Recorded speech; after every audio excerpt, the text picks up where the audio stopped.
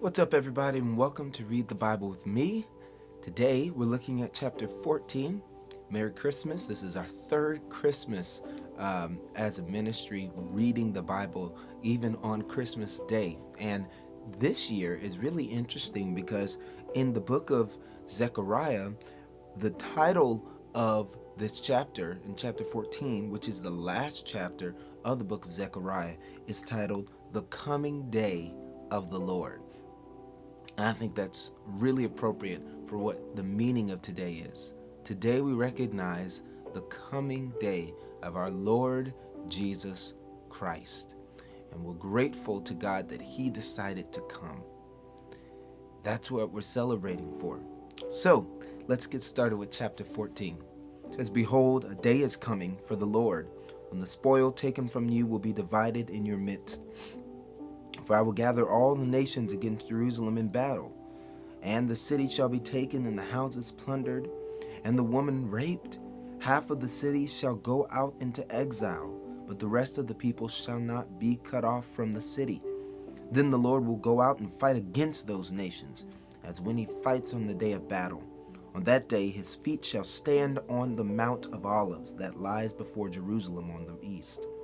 And the Mount of Olives shall be split in two from east to west by a very wide valley, so that one half of the mount shall move northward, and the other half southward. And you shall flee to the valley of my mountains, for the valley of the mountains shall reach to Azel. And you shall flee as you fled from the earthquake in the days of Uzziah, king of Judah. Then the Lord my God will come, and all the holy ones with Him. On that day there shall be no light, cold, or frost. And there shall be a unique day, which is known to the Lord, neither day nor night. But at evening time there shall be light. On that day living waters shall flow out from Jerusalem, half of them to the eastern sea, and half of them to the western sea. It shall continue in summer as in winter, and the Lord being King over all the earth.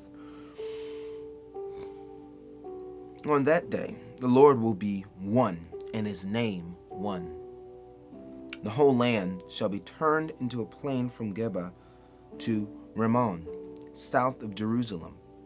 But Jerusalem shall remain aloft on its site from the gate of Benjamin to the place of the former gate to the corner gate, and from the tower of Hananel to the king's winepresses.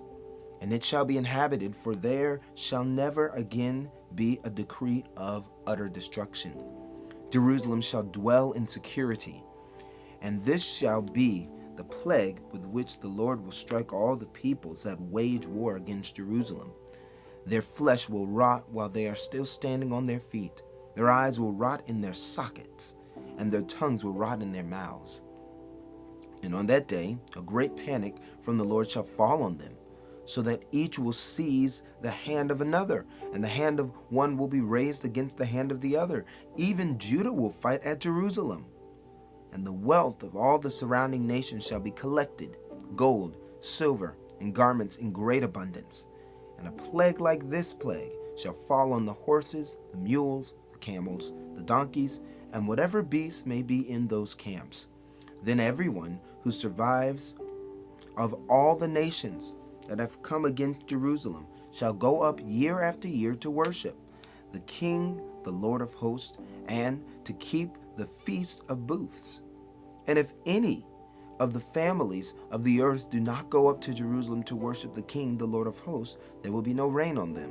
And if any family of Egypt does not go up to present themselves, then on them there will be no rain.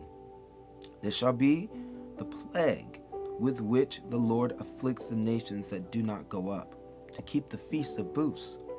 It shall be the punishment of Egypt, and the punishment to all the nations that do not go up, to keep the feast of booths. And on that day there shall be inscribed on the bells of the horses, Holy to the Lord. And the pots in the house of the Lord shall be as bowls before the altar. And every pot in Jerusalem and Judah shall be holy to the Lord of hosts, so that all who sacrifice may come and take of them, and boil the meat of the sacrifice in them. and there shall no longer be a traitor in the house of the Lord of hosts on that day. Thank God for the day of the Lord, the day that the Lord comes. This day that the Lord came, we used to acknowledge the coming of our Lord. Thank you for reading. This was the last chapter of the book of Zechariah. Now we're moving into the last book of the Old Testament. I hope to see you there tomorrow. God bless you. Merry Christmas.